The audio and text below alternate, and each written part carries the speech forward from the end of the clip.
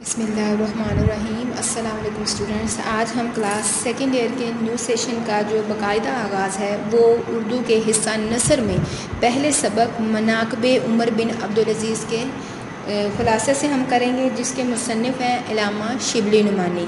इलामा शिबली नुमानी जो है ये 1857 में ज़िला आज़मगढ़ के एक गांव बंदोल में पैदा हुए। इनके वालिद शेख हबीबुल्लाह जो हैं वो आज़मगढ़ में एक वकील थे। इलामा शिबली नुमानी ने अपनी इब्तदाई तालीम आज़मगढ़ में ही हासिल की।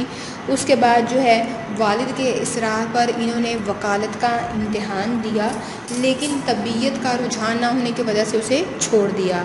1882 में इनकी मुलाकात सर सैयद अहमद से हुई। दोनों जो हैं एक दूसरे से बहुत ज़्यादा गर्विदा हो गए। उसके बाद आपने जो है अलीगढ़ में प्रोफेसरी इख्तियार की। वहाँ आप डॉक्टर आर्नल्ड से मिले और उनसे फ्रांसीसी सीखी और उन्हें फ़ारसी आपने सिखाई। मतलब ये आपने उनसे एक चीज़ सीखी और दूसरी सिखा दी। और आपकी अदबी खिदमात में मतलब आपने क्या है सीरत व सवानिया भी लिखी हैं, फ़लसफ़ा कलाम, अदबियात, फ़लसफ़रनामे और तारीख़, ये सारी आपकी अदबी खिदमात हैं जिन पर आपने कलम कुशाई की है। और आप 18 नवंबर 1914 को जो है 57 बरस की उम्र में आपने वफ़ात पाई। इस सबक में मनाक़िब उमर बिन अब्दुल अज़ीज़ में जो है इलामा शिबली नुमानी ने हज़रत उमर बिन अब्दुल अज़ीज़ जो हैं उनके औसाफ़ बयान किए हैं, उनकी खूबियाँ बयान की हैं। उमर बिन अब्दुल अज़ीज़ कौन हैं? ये सलातीन बनु उमैया में से मतलब खलीफा थे। सलातीन बनु उमैया के हैं टोटल जो हैं 14 थे हुक्मरान, जिनमें से 8वें जो खलीफा हैं वो उमर बिन अब्दुल अज़ीज़ हैं। तो मनाक़िब उमर बिन, मनाक़िब किसको बोलते हैं? अच्छाइयाँ या औसाफ़, किसी की खूबियाँ। तो इस सबक में भी जो है उमर बिन अब्दुल अज़ीज़ उनके औसाफ़, अच्छाइयों, खूबियाँ बयान की गई हैं। इसमें इलामा शिबली नुमानी ने जो बयान की हैं। और उमर बिन अब्दुल अज़ीज़ जो हैं इनको उम्र सानी भी कहा जाता है। उम्र सानी इस वजह से कहा जाता है कि इनके दौर में जो है हज़रत उमर रज़ी अल्लाह ताला अन्हु के दौर का जो अदल था वो हमें बहुत ज़्यादा नज़र आता है। इसी वजह से इन्हें उम्र सानी कहा जाता है। तो यहाँ पर अब हम जो है इस सबक के ख़ुलासे का जो है आगाज़ करते हैं कि इलामा इब्ने जोज़ी एक मरूफ़ मुहद्दिस गुज़रे हैं। मतलब यहाँ पर उनके मुहद्दिस का ज़िक्र किया है।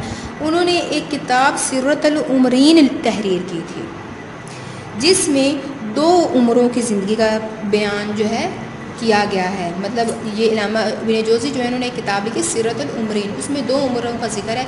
एक उमर फ़ारूक रज़ी अल्लाह ताला अन्हु और दूसरे उमर बिन अब्दुल अज़ीज़ रहमतुल्लाह अलैह। इन दोनों की ज़िंदगी के बारे में उन्होंने ज़िक्र किया है, इनके औसाफ़ और खूबियाँ बयान की हैं। तो उन्हीं में से मतलब जो सबसे ख़ास चीज़ इस किताब में है वो जो है इनके इख़लाक़, अदल व इंसाफ से वास्ता रखते हैं। मतलब इसमें जो चीज़ ज़्यादा बयान की है वो इनका अदल और इख़लाक़ है। तो उन्हीं में से चंद वाक़यात जो हैं हमारे सबक में बयान किए गए हैं इनके इख़लाक़ और अदल के हवाले से जो वाक़यात हैं। उन्हीं में से एक मशहूर वाक़या है कि हम्स का एक रिहायशी आप रहमतुल्लाह अलैह की जो खिदमत में हाज़िर हुआ और वलीद अब्दुल मलिक के बेटे अब्बास के ख़िलाफ़ जो है शिकायत की कि उसने इसकी ज़मीन पर जो है नाजायज़ कब्ज़ा कर रखा है। तो जब खलीफा उमर बिन अब्दुल अज़ीज़ ने इस सिलसिले में अब्बास से पूछा तो उसने बताया कि ये ज़मीन उसे खलीफा वलीद ने अता की है और उसकी तहरीरी सनद भी मेरे पास मौजूद है। ईसाई ने कहा, ए खलीफा वक्त, मैं अल्लाह ताला की तहरीर यानी कुरान मजीद के मुताबिक फ़ैसला चाहता हूँ।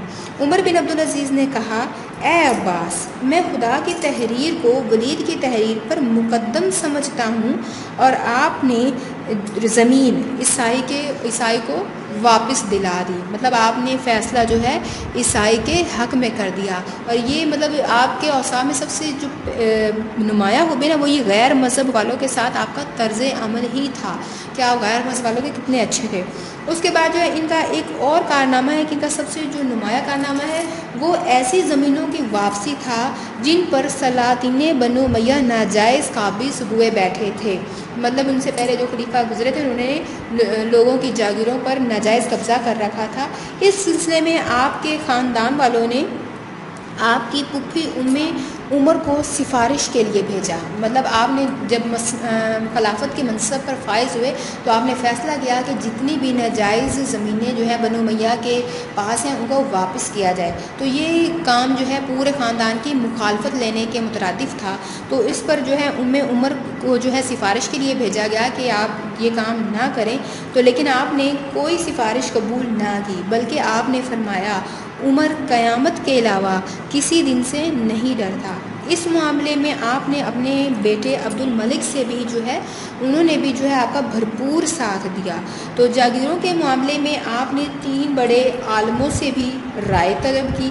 اس کے علاوہ آپ نے اپنے قابل اعتماد غلام مزاحم سے بھی اس سلسلے میں مشورہ کیا، تو اس نے رائے دی کہ آپ کے بچے زیادہ ہیں، ان کے بھی فکر کریں۔ مطلب اس نے کہا کہ اپنے بچوں کے بارے میں بھی سوچ لیں، ان کی فکر کریں، لیکن آپ نے اس کا مشورہ تسلیم نہ کیا۔ اپنے بیٹے کے کہنے پر آپ نے مسجد میں لوگوں کو جمع کیا اور تمام جاگیروں سے دستبرداری کا اعلان کر دیا۔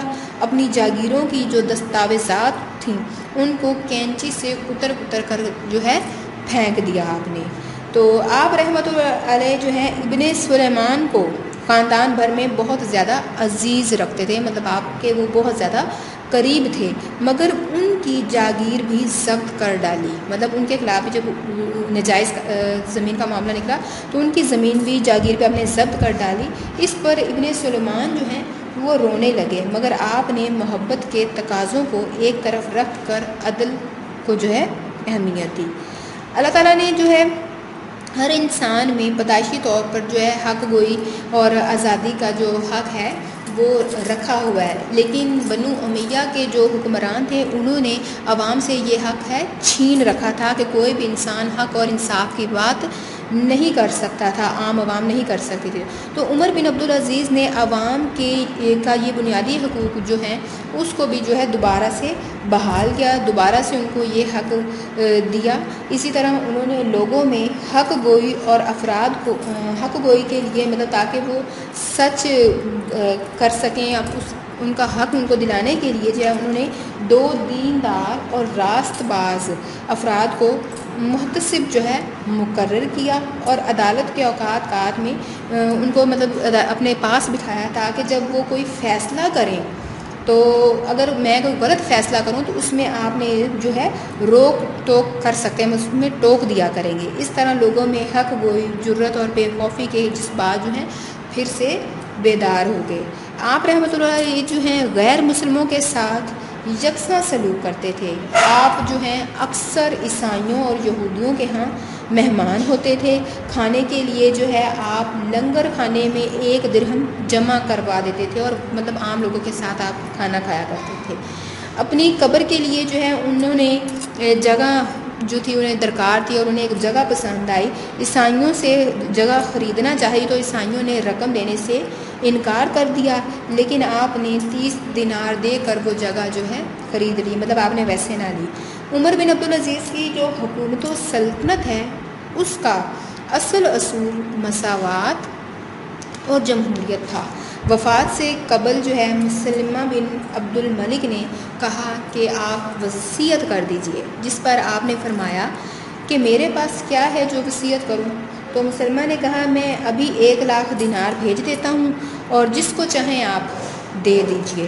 آپ رحمۃ اللہ نے فرمایا اس سے تو بہتر یہ ہے کہ تم یہ رقم انہیں لوٹا دو جس کی وہ رقم ہے۔ تو خلفائے بنو امیہ نے بے پناہ دولت جو ہے جمع کر رکھی تھی، مطلب آپ سے پہلے جتنے بھی بنو امیہ کے خلیفہ گزرے تھے انہوں نے بہت سی دولت جمع کر رکھی تھی۔ انہیں میں سے مثال دیتے کہ جب ہشام بن عبد الملک کی نے جو ہے وفات پائی تو اس نے اپنی اولاد نرینہ میں جو ہے مطلب اس کی جو اولاد تھی ان میں سے ہر ایک کے حصے میں ایک کا حصہ جو ہے 1 کروڑ 10 لاکھ دینار تھا، مطلب ہر ایک کے حصے میں 1 کروڑ اور 10 لاکھ دینار آئے۔ لیکن جب آپ رحمۃ اللہ علیہ یعنی عمر بن عبدالعزیز نے وفات پائی تو صرف 17 دینار جو ہے ترکہ چھوڑا، جن میں سے جو ہے کچھ آپ کے تدفین وغیرہ پر خرچ ہو گئے تھے، تو صرف 17 دینار جو ہیں یہ آپ نے اپنے ترکہ چھوڑا، مطلب کہاں ہشام بن عبد الملک جہاں 1 کروڑ 10 لاکھ دینار اور آپ نے صرف 17 دینار جو ہے ترکے میں چھوڑے تھے۔ ان میں جو ہے خلافت اسلامیہ اسلامی قوانین کا جو ہے اصلی نمونہ تھی آپ کی خلافت، عمر بن عبدالعزیز کی جو خلافت ہے اسلامی اصولوں کے عین مطابق تھی، جو ابتدائی اسلام میں نبی کرم صلی اللہ علیہ وسلم اور اس کے بعد خلفائے راشدین نے قائم کی تھی۔ مطلب آپ کی خلافت انہی قوانین اور اصولوں پر قائم تھی جو آپ صلی اللہ علیہ وسلم نے کے دور میں تھی اور اس کے بعد خلفائے راشدین میں سے تھی، اور وہی اصول وہی قانون تمام آپ کی خلافت میں بھی پائے جاتے تھے۔ اسی طرح جو ہے ہمارا یہ خلاصہ جو ہے کمپلیٹ ہو جاتا ہے کہ اسی میں صرف حضرت عمر بن عبدالعزیز کے انصاف، عدل، اخلاق کے چند اوصاف بیان کیے گئے ہیں اس سبق میں۔ نیکسٹ انشاءاللہ جو ہے اگلے لیکچر میں ہم اس سبق کی تشریح کریں گے۔ اللہ حافظ۔